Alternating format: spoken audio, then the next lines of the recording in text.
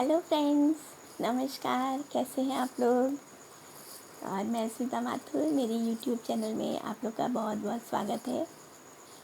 और आज मैं आप लोग के लिए एक कहानी लेके आई हूँ अपनी, जिसका नाम है कात्यायनी। कात्यायनी देवी जी के ही नामों में से एक है। और ये जिस महिला की कहानी है वो उसका पूरा जीवन ही देवी के गीतों और भजनों से रंगा हुआ था। वो बचपन से ही देवी के गीत गाती थी, भजन गाती थी, और वही उसके जीवन का आधार भी था। और उन गीतों को गाने की शक्ति भी उसको देवी माँ से ही मिलती थी। तो जैसा कि पहले भी मैं आपको बता चुकी हूँ कि साहित्यकार जो है वो जो भी स्टोरीज़ हैं वो रियल लाइफ से ही इंस्पायर होती हैं। रियल लाइफ में कुछ कैरेक्टर्स होते हैं जिनसे इंस्पायर होकर लिखते हैं, लेकिन अपनी कल्पना शक्ति से उसमें रंग भरते हैं। और ऐसी मेरी कहानियाँ भी जीवन से ही इंस्पायर होती हैं, लेकिन उनको मैं लिखती अपनी कल्पना शक्ति से हूँ। तो ये जो भी ये कहानी है इसका किसी भी जीवित या ऐसे व्यक्ति जो संसार में नहीं है उनसे कोई संबंध नहीं है।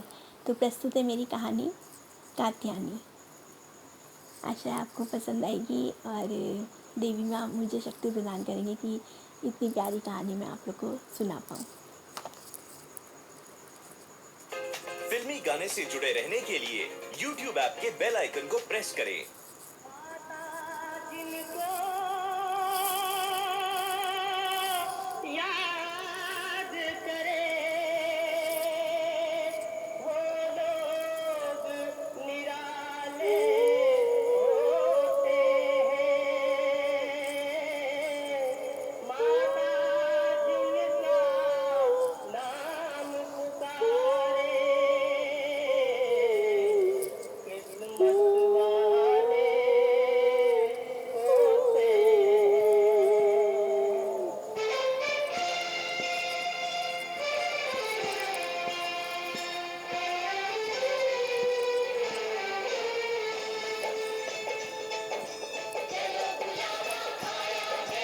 माता ने बुलाया है, चलो बुलावा आया है। माता ने बुलाया, चलो बुलावा आया है, बुलावा।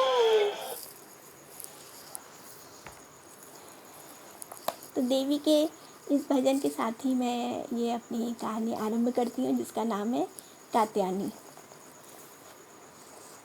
सजा दो घर को गुलशन सा, मेरी सरकार आई है। या ओ माता शेरों वाली, चलो बुलावा आया है, माता ने बुलाया है। ऐसे ही प्यारे प्यारे भजनों के साथ में उसका आगमन होता। कभी पीली, कभी हरी और कभी लाल सुनहरे काले बॉर्डर की साड़ी पहने वो झूम झूम कर गाना गा रही होती। एक हाथ में झालर झंझनाती हुई और दूसरे हाथ से मीठे इशारे करती हुई। वो जब गला खींचकर तान निकालती, ऐसा लगता जैसे स्वयं देवी ही उसके गले में आ विराजी हो। कहाँ से इतनी शक्ति लाती हो? मधु जी ने पूछा। बस आंटी, हमें देवी देती हैं, हम आप लोगों को सुना देते हैं। सभी लोग आश्चर्य से सुन रहे थे। अभी तो 9 दिन का व्रत भी है।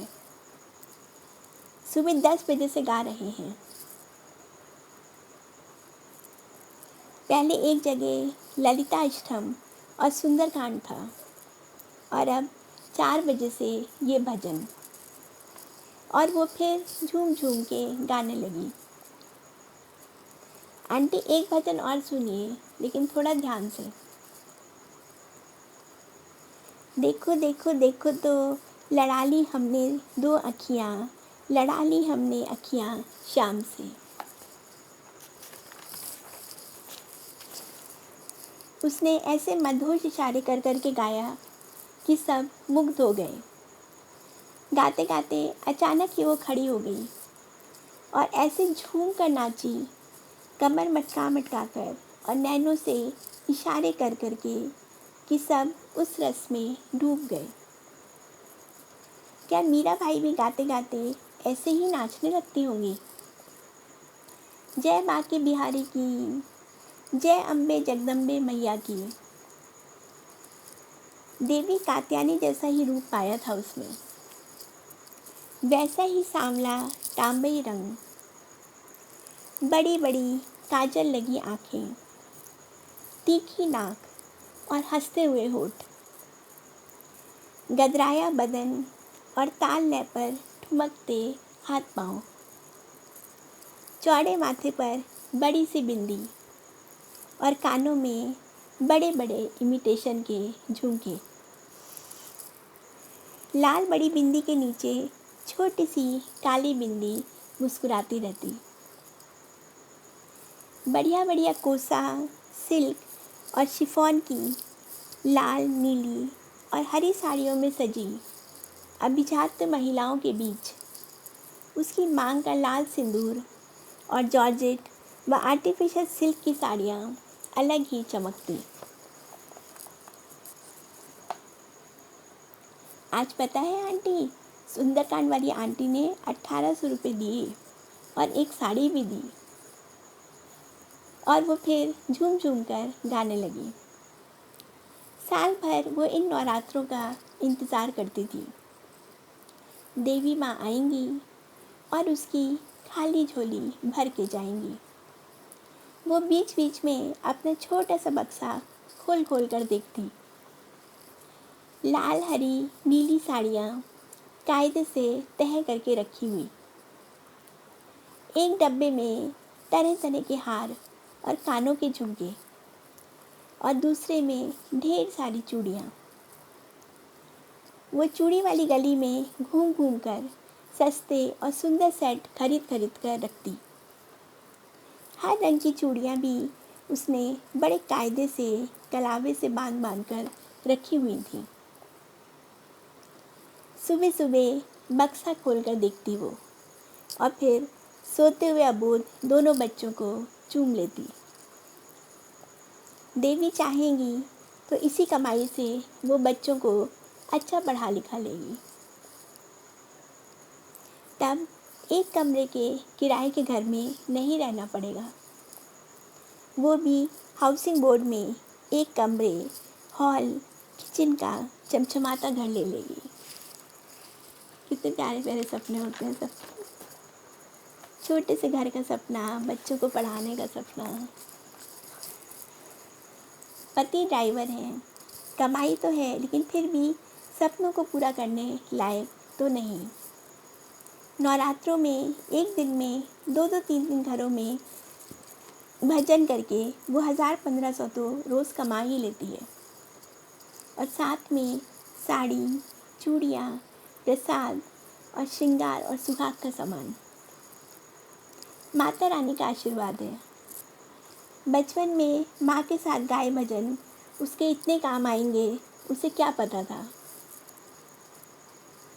साल भर कहीं ना कहीं सुंदरकांड, गणेश जी के भजन और भादों में कृष्ण भजन की मंडली लगती। खाली ढोलक बजाती और उसके स्वर में स्वर मिलाती लक्ष्मी ही उसके साथ रहती। ढोलक बजा बजा कर उसके दोनों कंधे और हाथों की मांसपेशियाँ दुखने लगती। गाते गाते दोनों का गला बैठ जाता। लेकिन रोज़ रात को और अलग सुबह उठते ही दोनों नमक के पानी के साथ गरारे करना ना भूलती और मुंह में लौंग दबा कर रखती। बस इन्हीं 2 लोग का साथ था। ज़्यादा लंबी चौड़ी मंडली रखने पर सब पैसे बढ़ जाते हैं। गाते गाते उसने कनखियों से ढोलक बजाती लक्ष्मी को देखा और फिर झूमती महिलाओं को। गाते गाते उसकी आंखें बंद हो गई थीं। लाखों सपनों के साथ बंद आंखों के आगे माँ का सुहाग भरा रूप जगमगा रहा था। तो चलिए, मेरी ये कहानी कात्यायनी यहीं समाप्त होती है और आशा है आपको पसंद आएगी। नवरात्रे आने वाले हैं और ईश्वर ने चाहा तो फिर से सब लोग वैसे ही भजन करेंगे, वैसे ही नवरात्रे मनाएंगे जैसे हर साल मनाते थे।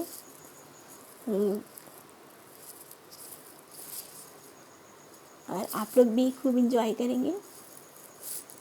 तो फिल्मी गाने से जुड़े तो रहने मैं के लिए YouTube ऐप के सोचो बेल थोड़ा आइकन सा को एक प्रेस देवी का करें। भजन और थोड़ा सा हम लोग सुन लेते हैं फिर से।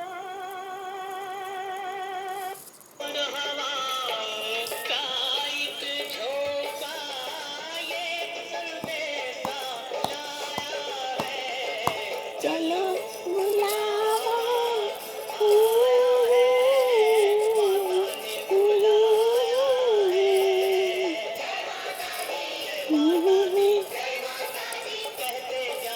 जय माता दी, जय माता दी।